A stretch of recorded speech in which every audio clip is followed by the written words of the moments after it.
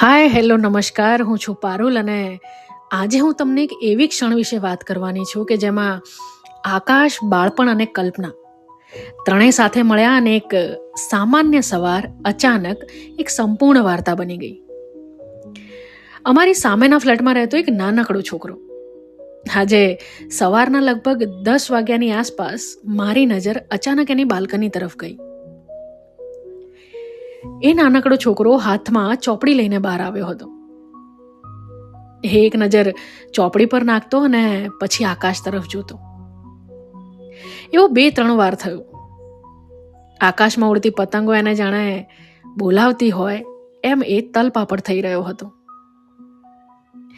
એની નજર આકાશમાં જોતા જોતા કેટલી વાર આમ તેમ ફરી અને થોડી ક્ષણ પછી એણે ચોપડી બંધ કરીને હાથમાં પકડી રાખી અને એક નજર ઘરના દરવાજા તરફ અને બીજી નજર આકાશમાં ઉડતી એ પતંગ તરફ.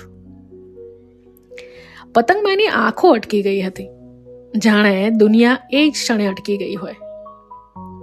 અને 1-2 સેકન્ડમાં જ એણે એની બીક અને ચોપડી બાજુમાં મૂકી દીધા અને હવે એ નિર્ભય બનીને માત્ર આકાશમાં જોતો રહ્યો. અને એ જ ક્ષણે મેં એના ચહેરા પર નિર્દોષ એક ચમક જોઈ.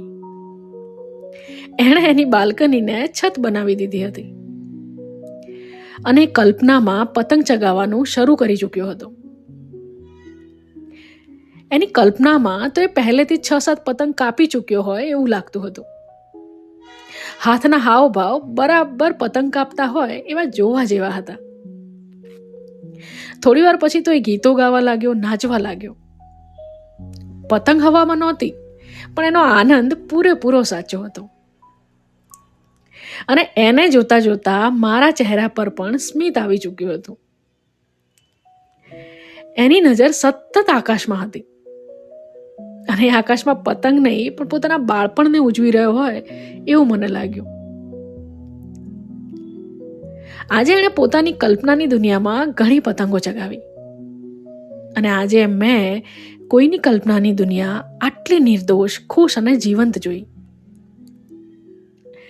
ચોપડી બાજુમાં મૂકીને મન ભરીને એણે તો એની ક્ષણને જીવી, પરંતુ મને પણ ખોબો ભરીને ખુશીઓની ક્ષણ આપતો ગયો હોય એવું મને લાગ્યું.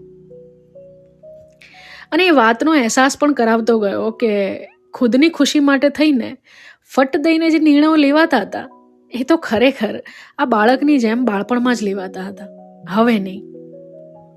કોઈ બાળકની કલ્પના ફક્ત એને નહીં પણ આપણને પણ થોડું બાળપણ પાછું આપી જાય છે એવું મને લાગ્યું.